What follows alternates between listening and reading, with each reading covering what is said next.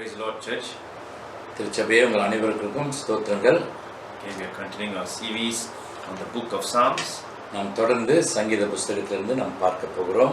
Okay, today we are looking into Psalm 11. இன்றைக்கு சங்கீதம் 11ஆம் அதிகாரத்தை பார்ப்போம்.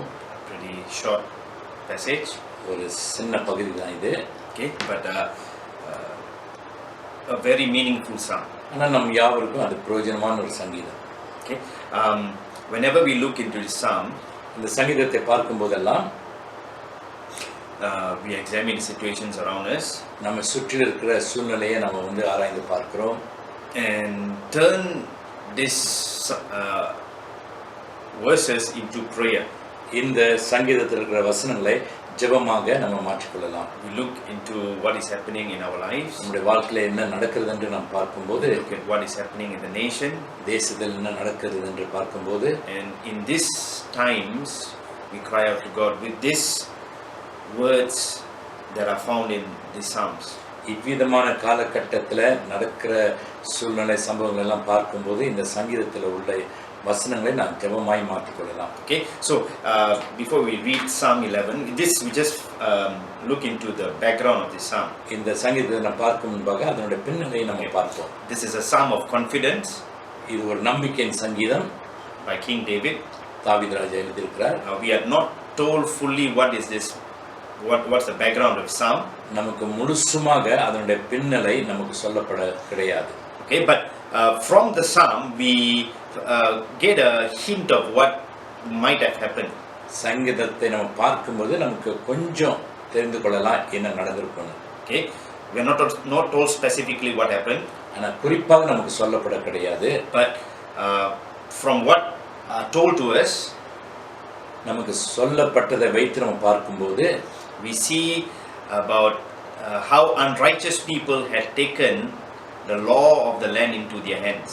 எப்படி துன்மார்க்கர் அக்கிரமக்காரர்கள் தேசத்தை தாங்கள் எடுத்துக்கொண்டார்கள் என்று.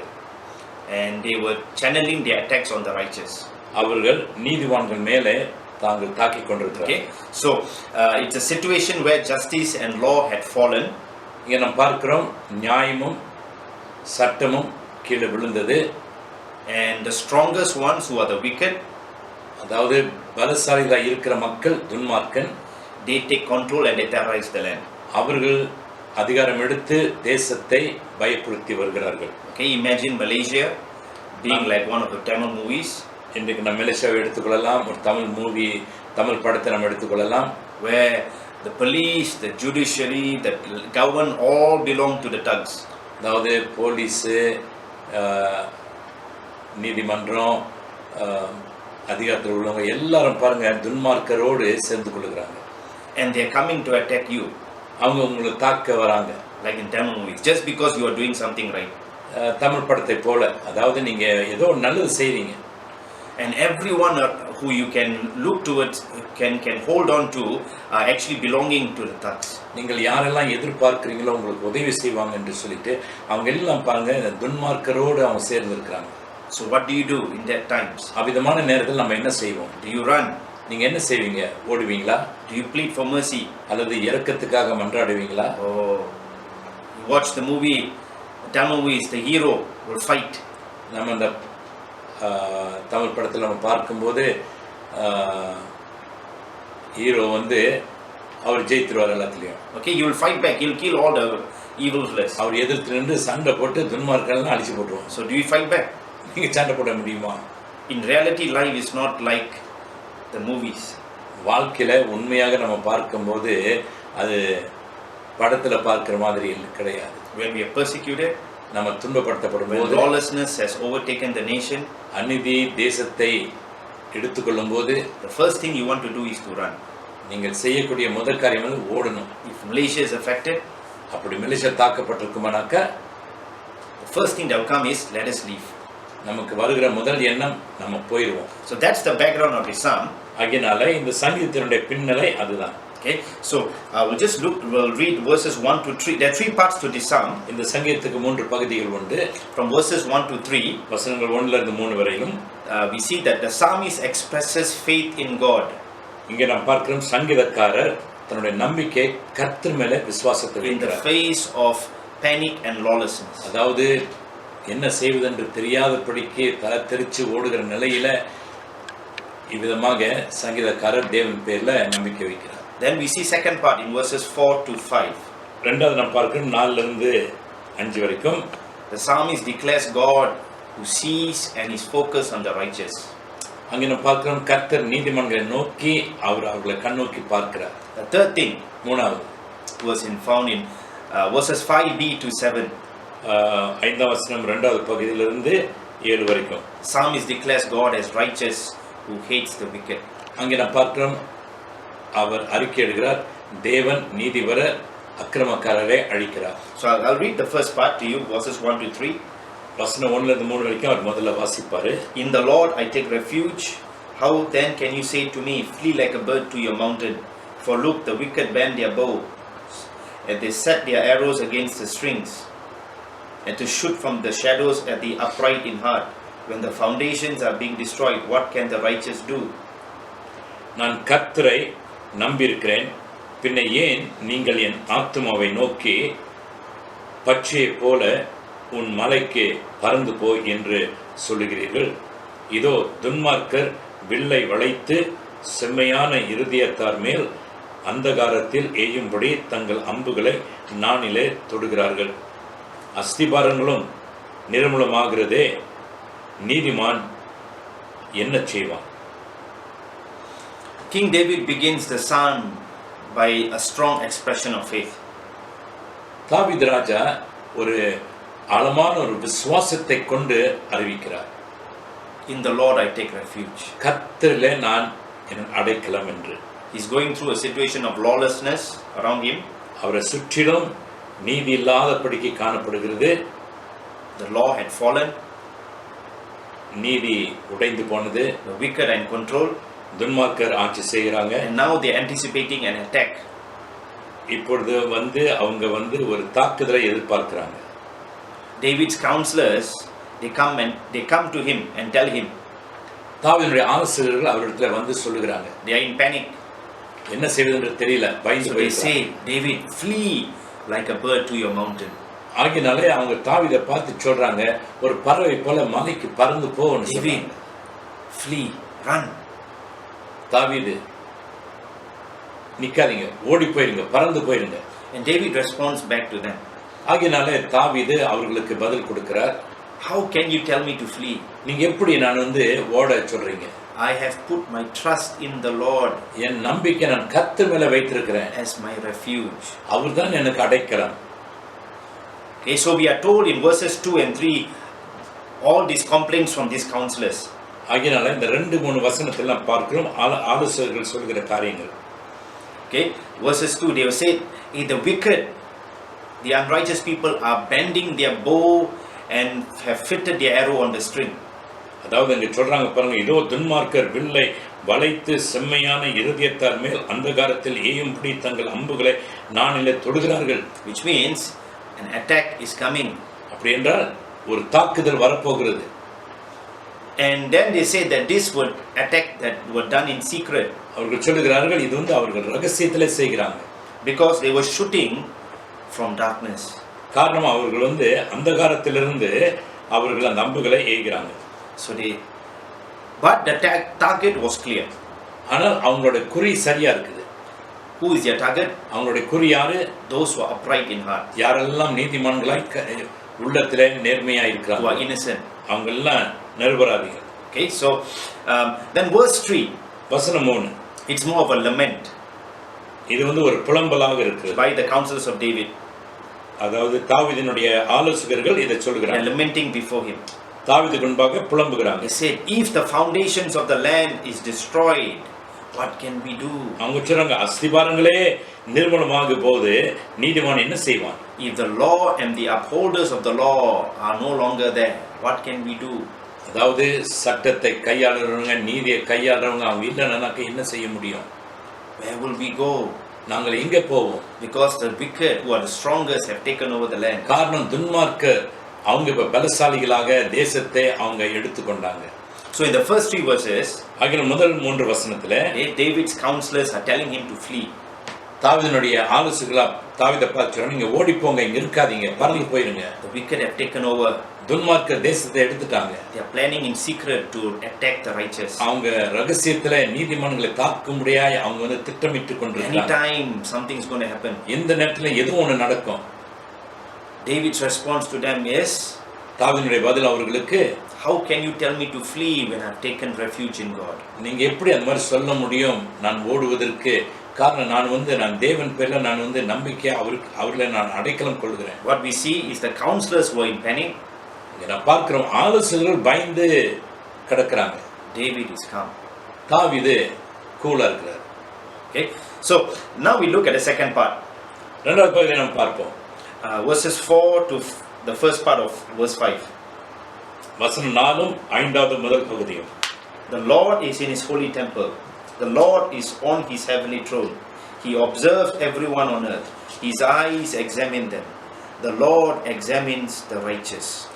கர்த்தர் தம்முடைய பரிசுத்த ஆலயத்தில் இருக்கிறார். கர்த்தருடைய சிங்காசனம் பரலோகத்தில் இருக்கிறது. அவருடைய கண்கள் மனுபுத்திரரை பார்க்கிறது. அவருடைய இமைகள் அவர்களை சோதித்தருகிறது.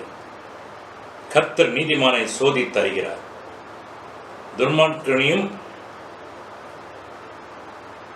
துன்மார்க்கனையும் கொடுமையில் பிரியமுள்ளவனையும் அவருடைய உள்ளம் வெறுக்கிறது.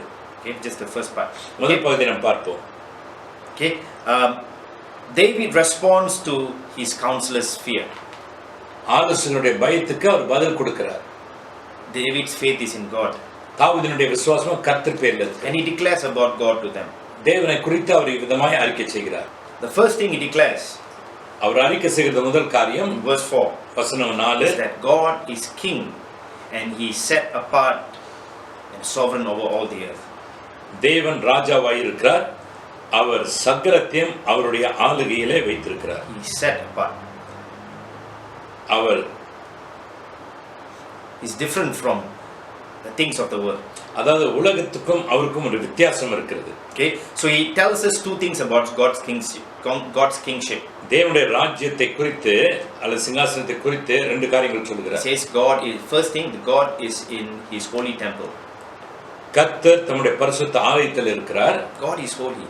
கர்த்தர் பரிசுத்தமானவர். Holy means different. பரிசுத்தம் என்று சொல்லும்போது அது அப்பாற்பட்டது, set apart. பிரிக்கப்பட்டவங்க. It means God's ways is not our ways. தேவனுடைய வழிகள் நம்முடைய வழிகள் அல்ல. God is different from us. தேவன் நம்மோடு வித்தியாசமாக இருக்கிறார். He is separated from the earthly things. அதாவது உலக பிரகாரமான காரியங்களிலிருந்து அவர் பிரிக்கப்பட்டிருக்கிறார். There is no one like him. அவரை போல யாரும் இல்லை. The Lord is in his holy temple. தேவன் தம்முடைய பரிசுத்த ஆலயத்தில் இருக்கிறார். He is set apart. Our பிரிக்கப்பட்டவர். Second thing he says, his throne is in the heavens. அவர் சொல்கிறார் இரண்டாவது அவருடைய சிங்காசனம் வந்து பரலோகத்தில் இருக்கிறது. Which means throne of God is not on the earth. அப்படி என்றால் அவருடைய சிங்காசனம் வந்து பூமியில இல்லை. It cannot be overtaken. அது யாரும் எடுக்க முடியாது. No one can overthrow God. யாரும் தேவனை தள்ள முடியாது. No kingdom can go and attack the kingdom of God. எந்த ஒரு ராஜ்யமும் தேவனுடைய சிங்காசனத்தை போய் தாக்க முடியாது. His throne is in the heavens. அவருடைய சிங்காசனம் பரலோகத்தில் இருக்கு. He is sovereign over all the things of the earth. பூமியில் இருக்கிற எல்லா காரியங்களுக்கும் மேல அவர் மேலாக இருக்கிறார். So the first thing he says, God is king.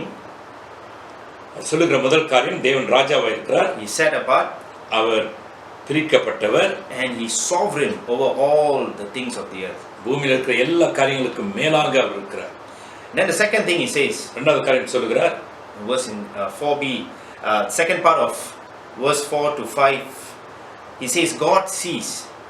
நான்காம் வசனம் இரண்டாவது பாதியில் சொல்கிறார், அவருடைய கண்கள் எல்லாவற்றையும் பார்க்கிறது. God sees everyone. ஆண்டவர் எல்லாரையும் பார்க்கிறார். And his eyes are focused on the righteous. அதாவது அவருடைய கண்கள் வந்து நீதிமான் மேல நோக்கமாக இருக்கிறது. God sees everyone. தேவன் எல்லாரையும் பார்க்கிறார். But his eyes is focused on the righteous. ஆனால் அவருடைய கண்கள் வந்து நீதிமானை நோக்கி இருக்கிறது. Okay, we can understand the first part. நாம் முதல் பகுதியை அறிந்து கொள்ளலாம். God sees. தேவன் பார்க்கிறார். He sees everything. எல்லாவற்றையும் பார்க்கிறார். He is everywhere. எல்லா இடத்திலும் இருக்கிறார். He is omnipresent. அவர் எங்கும் இருக்கிறவர். Means he is present everywhere. எல்லா இடத்திலும் இருக்கிறார். He is omniscient. அவர் வந்து எல்லாம் பார்க்கிறவர், means he sees everything. அவர் எல்லாவற்றையும் பார்த்து கொண்டிருக்கிறார். So we know that God sees everything. ஆகையால் நமக்கு தெரியும் தேவன் எல்லாவற்றையும் But பார்த்து what கொண்டிருக்கிறார். David says ஆனா தாவீது என்ன சொல்லுகிறார்? he's telling about the eyelids of God are on the righteous. அதாவது என்ன சொல்லுகிறார்? தேவனுடைய இமைகள் வந்து நீதிமான் மேல நோக்கமா இருக்கிறது. Okay, we know eyes, but what are the eyelids about? இந்த இமைகள் என்ன? கண்களின் இமைகள். What he's trying to say is that the focus of God is on the righteous. அவர் என்ன சொல்றாங்க? தேவனுடைய கண்களின் நோக்கமானது நீதிமான் மேல நோக்கமா God sees everything. எல்லாவற்றையும் பார்க்கிறார் ஆண்டவர். But when he focuses his attention, it's only on the righteous. ஆனால் அவர் குறிப்பா பார்க்கும்போது அவர் நீதிமான்கள் மேல தான் It's இருக்கிறார். like context, and he just focuses right on that. அதாவது குறியாய் அந்த காரியத்தை மாத்திரம் பார்க்கிறார். God is focused on the righteous. தேவன் நீதிமான் மேல நோக்கமா இருக்கிறார். What does he focus on them? அவங்களை குறித்து என்ன நோக்கமா இருக்கிறார்? Focuses on their ways அவங்களுடைய வழிகளை பார்க்கிறார். and on how they respond to the events that happen to them. அவங்களுக்கு நடக்கிற காரியங்களை குறித்து அவங்க எப்படி பதில் கொடுக்கறாங்க. He tests them. அவங்களை சோதித்து பார்க்கிறார். He tests the righteous. நீதிமானை சோதிக்கிறார். What is a test? என்ன சோதனை? No, what do you understand what is a test? சோதனை என்றால் உங்களுக்கு என்னன்னு தெரிகிறது? A picture a coach. ஒரு பயிற்சி கொடுக்கிறவரை நம்ம வந்து கற்பனை செய்யலாம். He gives his student a test. மாணவனுக்கு ஒரு பரீட்சை கொடுக்கிறாரு. After months of training, years of training, பல மாதங்கள் பயிற்சி கொடுத்து now the coach wants to test the student. இப்பொழுது அந்த பயிற்சியாளர் வந்து அந்த மாணவனை சோதிக்க இருக்கிறார். A test must be hard. பரீட்சை வந்து கஷ்டமா இருக்கணும். It must not be. If it's easy, then it's not a test. அப்படி அது ரொம்ப ஸ்லோவமா இருந்துச்சுனாக்கா அது பரீட்சையா இருக்காது. Okay, to see whether the training has worked and achieved the results. அதாவது அந்த பயிற்சி அவனுக்கு போதுமா இருக்கிறதா, அது சரியா இருக்கிறதான்னு சொல்லி பார்ப்பது. There is a goal. ஒரு குறிக்கோள் இருக்கிறது. And to see whether the student has achieved the goal. அந்த மாணவன் அந்த குறிக்கோளை அடைந்துட்டானா என்று சொல்லி. Okay, so when the coach gives the test to the student, அந்த கோச் பயிற்சியாளர் அந்த மாணவனுக்கு கொடுக்கும்போது the purpose is not to fail the student, அவனுடைய நோக்கம் வந்து அவனை வந்து தோற்கடிப்பதற்கல்ல, but to rejoice when the student has passed the test. அந்த மாணவன் அந்த பரீட்சையை பாஸ் பண்ணிட்டான்னு சொல்லிட்டு அவர் சந்தோஷப்படுவதற்கு. He is ready. ஆயத்தமா இருக்கிறான். All this training has worked. எல்லா பயிற்சியும் இப்பொழுது வேலை செய்யுது. The coach rejoices when the student succeeds. அந்த கோச் பயிற்சியாளர் வந்து அந்த மாணவன் தேரும்போது சந்தோஷப்படுறார். That is how God looks at the affairs of men. அதே போலதான் தேவன் மனுஷனுடைய காரியங்களை பார்க்கிறார். He sees everything, எல்லாவற்றையும் பார்க்கிறார். but his eyes are focused especially on the righteous. ஆனால் அவருடைய கண்கள் விசேஷமாக நீதிமான் மேல When நோக்கமா they go through difficult times, அவங்க கஷ்டமான சூழ்நிலை கடந்து போகும்போது, when they go through a testing time of their life, தங்களுடைய வாழ்க்கையில பரீட்சையின் பாதையில அவர்கள் போகும்போது, he watches to see them succeed. அவங்க தேர்ச்சி பெறும்படியா அவர்கள் பார்க்கிறார். His eyes focuses on them to see, will my child succeed? அவருடைய கண்கள் அவருடைய பிள்ளைகள் மேல நோக்கமா இருக்கிறது. இவங்க பாஸ் பண்ணுவாங்களா? Sometimes we say, God, just take me away from this. சில சமயம் நான் சொல்லுங்க, ஆண்டவரே என்னை இந்த இடத்துல இருந்து எடுத்து போட்டு, It's too hard. கஷ்டமா இருக்கிறது ஆண்டவரே.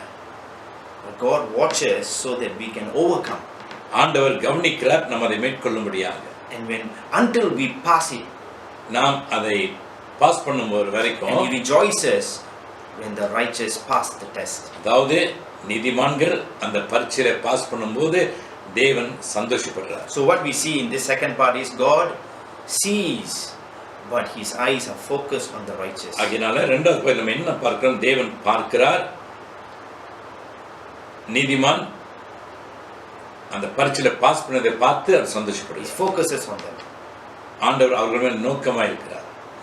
The last part, கடைசி பகுதி, we see this in the second part of verse 5 to 7. 5வது வசனத்தில் 2வது பகுதியிலிருந்து நாம் பார்க்கிறோம். But the wicked, those who love violence, he hates with a passion. On the wicked he will rain fiery coals and burning sulfur. A scorching wind will be their lot. For the Lord is righteous, he loves justice, the upright will see his face. துன்மார்க்கனையும் கொடுமையில் பிரியம் உள்ளவனையும் அவருடைய உள்ளம் வெறுக்கிறது. துன்மார்க்கர் மேல் கன்னிகளை வர்ஷிக்க பண்ணுவார். அக்னியும் கந்தகமும் கடும் கோடை கொந்தளிப்பும் அவர்கள் குடிக்கும் பாத்திரத்தின் பங்கு. கர்த்தர் நீதியுள்ளவர், நீதியின் மேல் பிரியப்படுகிறார். அவருடைய முகம் செம்மையானவர்களை நோக்கி இருக்கிறது. On one side, David says that God's eyes is focused on the righteous. ஒரு பக்கத்தில் பார்க்கணும், தேவனுடைய கண்கள் வந்து நீதிமான்கள் மேல் நோக்கமாக இருக்கிறது. On the other side, he says God hates the wicked. இன்னொரு பகுதியில் பார்க்கணும், தேவன் துன்மார்க்கரை வெறுக்கிறார். With passion. கோபத்தோடு. God, it burns within God how he views the wicked. பார்க்கிறோம் பாருங்க, தேவனுக்குள்ளாக துன்மார்க்கனை பார்க்கும்போது எவ்வளவு அவர் பொங்குகிறார் என்று. Who are the wicked? யார் அந்த துன்மார்க்கன்? David tells us who they are. தாவீது சொல்கிறார் யார் அவர்கள் என்று. Those who love violence. யாரெல்லாம் பாருங்க வன்முறையை விரும்புகிறவர்கள். Those who bring pain and suffering on others. மக்களுக்கு வலியும் வேதனையும் கொண்டு வருகிறவர்கள். These people God hate. இந்த மக்களை தேவன் வெறுக்கிறார். And not just hate, but hate with passion. அவர்களை வந்து வெறுக்கிறார் மாத்திரமல்ல, அவர் வந்து பாருங்க அவருடைய உள்ளமே அவர்களை வெறுக்கிறது. So how does God act towards these violent people? ஆகையால இந்த துன்மார்க்கனை, இந்த வன்முறை செய்கிறவர்களை எப்படி ஆண்டவர் பார்க்கிறார்? He rains, David says, he rains fiery coals, burning sulfur and scorching wind on them. நம்ம இங்கே பார்க்கிறோம் பாருங்க, விதமாக சொல்கிறது, அக்னியும் கந்தமும் கடும் கொடை கொந்தளிப்பும் அவர்கள் குடிக்கும் பாத்திரத்தின் பங்கு என்று சொல்கிறார். Which means God will destroy them in his anger. ஆகையால் தேவன் அங்கே என்ன சொல்கிறார்? தேவன் தன்னுடைய கோபத்தில் இவங்களை அழித்து போடுவார். It's just a metaphoric thing. இது வந்து ஒரு பட விதமாய் நாம் பார்க்கிறோம். Say that the anger of God will be unleashed on them. தேவனுடைய கோபம் அவர்களை பற்றி எரியும். He won't send coals on their house.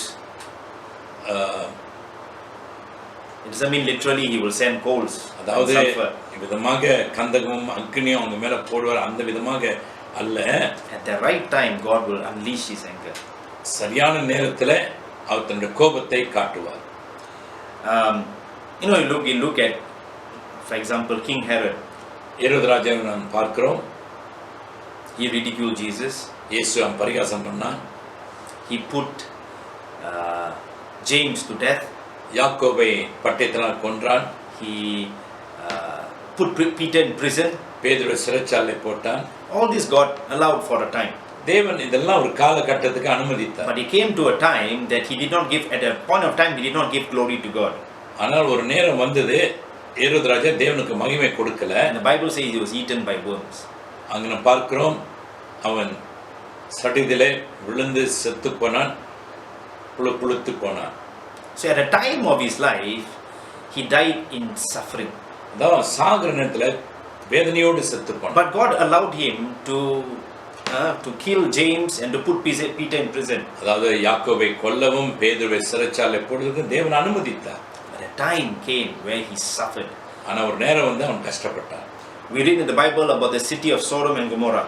நாம் வேதத்திலே சோதம் கொமோரா பட்டணத்தை வாசிக்கிறோம். A very wicked city. ஒரு கொடூரமான ஒரு பட்டணம். They had been doing it for some time. அவங்க கொஞ்சம் காலங்களுக்கு செய்து வந்தாங்க. Lot who stayed there knew what was going on. லோத்து அங்க தங்கியிருந்தா அவனுக்கு தெரியும் அவனுக்கு அங்க என்ன நடக்குதுன்னு. One day the complaints of men reached the throne of God. ஆனால் மனுஷர்களுடைய கூக்குரல் தேவனுடைய சமூகத்தில் எட்டினது. God himself came to see the wickedness of that city. தேவனே அங்கே இறங்கி வந்து அந்த பட்டணத்தில் நடக்கப்படுகிற கொடூரத்தை பார்த்தார். God destroyed it overnight. தேவன் ஒரே ராத்திரில அழித்து போட்டார். The next morning what Abraham saw was just fumes of what was left behind. அதாவது மறுநாள் காலையிலே ஆபிரகாம் பார்க்கும்போது வெறும் புகை மேகம் தான் எழும்பி கொண்டிருந்தது. Everything was gone. எல்லாமே போச்சு. That is how it is with the wicked. அதே போலதான் துன்மார்க்கன். God allows it. தேவன் அனுமதிப்பார். But when the cry of the righteous go up to God, நீதிமான்களுடைய சத்தம் தேவனுக்கு எட்டும்போது in his time God acts. அவருடைய நேரத்துல தேவன் கிரியை செய்வார். One moment the wicked are there, one moment they are missing. ஒரு காலகட்டத்துல துன்மார்க்கர் இருப்பார், அடுத்தது வித்தியாசமாய். In a test there is a reward. ஒரு பரீட்சையில ஒரு பரிசு உண்டு. For the righteous, we know that there is a reward when we are right in our lives. நீதிமான்களுக்கு யாரெல்லாம் தங்களுடைய இருதயத்துல நேர்மையா இருக்காங்களோ அவங்களுக்கு தெரியும். But for the wicked there is no reward. ஆனா துன்மார்க்கனுக்கு பரிசே கிடையாது. They will enjoy whatever they do now. இப்போ அவங்க செய்கிறதெல்லாம் சந்தோஷப்படுவாங்க. In their arrogance, அகந்தையினாலே, pride, பெருமையினாலே. But at the end they don't have reward but only judgment. இறுதியில அவங்களுக்கு பரிசு இருக்காது, ஆனா தண்டனை தான். God spoke to Cain when he got angry. காயின் கோபப்படும்போது தேவன் அவனோட பேசினார். If you do well, நீ சரியா செஞ்சினா won't you be accepted? நீ ஏற்றுக்கொள்ளப்பட மாட்டாயா? So when we do well in our own lives, நம்முடைய வாழ்க்கையில் நாம் சரியா எதையும் செய்யும்போது we will be accepted by God. நாம் தேவனால் ஏற்றுக்கொள்ளப்படுவோம். There is a reward waiting for us. அங்கே நமக்கு ஒரு பரிசு காத்து கொண்டிருக்கு. But if we don't do well, அப்படி சரியா செய்யலனா what we have waiting is only judgment. நமக்கு என்ன காத்திருக்கும்? தேவனுடைய நியாய தீர்ப்பு தான். So David ends the psalm by declaring God is righteous. ஆகையால தாவீது தன்னுடைய சங்கீதத்தை முடிக்கும்போது தேவன் நீதிபரர் என்று சொல்லி முடிக்கிறார். What he says? என்ன சொல்கிறார்? Those who are right in their ways. யாரெல்லாம் தங்களுடைய வழிகளில் சரியா இருக்கிறாங்களோ, What can we expect? நாம் என்ன எதிர்பார்க்கலாம்? We can expect to see the face of God. தேவனுடைய முகத்தை நாம் பார்க்க எதிர்பார்க்கலாம். Why? Because God is a God of justice. ஏன் காரணம் வந்து தேவன் நீதிபரர். In Matthew chapter 5 verse 8, மத்தேயு 5:8 சொல்லுகிறது. in the Beatitudes, அந்த மலை பிரசங்கத்துல Jesus says, "Blessed are the pure in heart, for they shall see God." ஆண்டவர் சொல்கிறார், இருதயத்திலே சுத்தமுள்ளவர்கள் பாக்கியவான்கள், அவர்கள் தேவனை தரிசிப்பார்கள். If we keep our hearts pure, நம்முடைய இருதயத்தை பரிசுத்தமாய் வைத்துக் கொள்ளும்போது, keep our ways clean, நம்முடைய வழிகளை சுத்தமாய் வைத்துக் கொள்ளும்போது we will see God. நாம் தேவனை காண்போம். Because God is righteous, தேவன் நீதியுள்ளவராய் இருப்பதனாலே wickedness cannot stand for long. அவருக்கு முன்பாக அக்கிரமம் நீடித்து நிற்க முடியாது. What do we do when things are not good around us? நம்மை சுற்றிலும் காரியங்கள் வந்து சரிவர இல்லாம இருக்கும்போது நம்ம என்ன What செய்வோம்? do we do when lawlessness increases around us? நம்மை சுற்றிலும் நீதி இல்லாமல் எல்லாம் பாவம் தளத்தெரிச்சு ஆடுவது போல இருக்கும்போது நம்ம என்ன செய்வோம்? Do we panic? நாம் பயந்து போவோமா? We say, let's run away. ஓடி போவோம் என்று சொல்லுவோமா? Or do we say, the Lord is my refuge? அல்லது நாம் சொல்லுவோமா, கர்த்தர் என்ன அடைக்கலம்? The people around David were all in state of panic. தாவீதை சுற்றி இருந்த மக்கள் எல்லாம் பயந்து போயிருந்தாங்க. But David was calm. ஆனா தாவீது கூலா இருந்தார். Because the Lord was David's refuge. காரணம் தேவன் தான் தாவீதுக்கு அடைக்கலமாயிருந்தார். Let us look at our nation in this time. இப்ப இந்த காலகட்டத்தில் நம்முடைய தேசத்தை பார்ப்போம். Here a lot of things, unrighteousness, நிறைய காரியங்கள் நம்ம கேள்விப்படுகிறோம். அநீதிகள், hatred, வெறுப்புகள், racism, இனம் வித்தியாசம், corruption. ஊழல். What do we do? நம்ம என்ன செய்வோம்? Do we trust the Lord? நாம் தேவனை நம்புவோமா? What the righteous need to do is not just to complain and just say, "Ayyo, all this is happening." நீதிமன்றங்கள் என்ன செய்வாங்க? ஐயோ இப்படிலாம் இப்படி நடந்துருச்சேன்னு சொல்லிட்டு புலம்புவதா? The righteous are not called also to run away. அதே சமயத்தில் நீதிமன்றங்கள் எல்லாவற்றையும் விட்டு ஓடுவதற்கு அழைக்கப்படலை. There is no hope. நம்பிக்கையே இல்லை. What the righteous should do is cry out to God. நீதிமன்றங்கள் என்ன செய்யணும்? தேவன் நோக்கி கதற வேண்டும். The more we cry out to God, நாம் தேவனை நோக்கி அதிகமாய் நாம கூப்பிடும்போது the faster God will answer. தேவன் இன்னும் சீக்கிரத்தில் வேலை செய்வார். I'm just looking at things that are happening in our country. நம்முடைய தேசத்தில் நடக்கிற சில காரியங்களை பார்க்கும்போது People using the name of God in vain. மக்கள் தேவனுடைய பெயரை வீணிலே வழங்குறாங்க. People abusing the name of God. ஆண்டவருடைய நாமத்தை வீணாக பயன்படுத்துறாங்க. And I am asking God, Lord, are you silent? Why all this is happening? நான் தேவனிடத்தில் கேட்கிறேன், ஆண்டவரே இதெல்லாம் பார்க்குறீங்களே, நீங்க ஏன் அமைதியா இருக்கிறீங்க? My encouragement is I read this psalm. நான் இந்த சங்கீதத்தை படிக்கும்போது எனக்கு ஒரு உற்சாகம். My refuge is in God. என்னோட அடைக்கலம் கர்த்தர். Not in these people. இந்த மக்களை பொறுத்தல்ல. One day God will rain sulfur and coals on them. ஆண்டவர் இவர்கள் மேல் ஒரு காலத்துல ஒரு நேரத்துல அவர் அக்னியும் கந்தகத்தையும் அவர் எரிவார். For he hates wickedness. காரணம் அவர் அக்கிரமத்தை வெறுக்கிறார். That's the God we serve. இந்த விதமான ஒரு தேவனை தான் நம்ம ஆராதிக்கிறோம். We do not run. நாம் ஓட மாட்டோம். We take refuge in God. நாம் கர்த்தரிலே நாம் அடைக்கலம் கொள்ளுவோம். Let's keep our hearts clean. நம்முடைய இதயத்தை சுத்தமாய் வைத்துக் கொள்வோம். Our ways clean. நம்முடைய வழிகளை சுத்தமாய் வைத்துக் கொள்வோம். We are pure in heart. நாம் இதயத்திலே சுத்தமுள்ளவர்களாய் இருப்போம். We don't have to worry about all this. நாம் இதை குறித்து நமக்கு பயமே இல்லை. Ultimate glory is we will see God. நம்முடைய கடைசி நாம் பார்ப்போம் தேவனுடைய மகிமை விளங்கும். Shall we pray? ஜெபிப்போம். Heavenly Father, we praise you for your God whose throne is in the heavens. பரலோக பிதாவே, உம்மை நாங்கள் ஸ்தோத்திரிக்கிறோம். உம்முடைய சிங்காசனம் பரலோகத்தில் இருக்கிறது.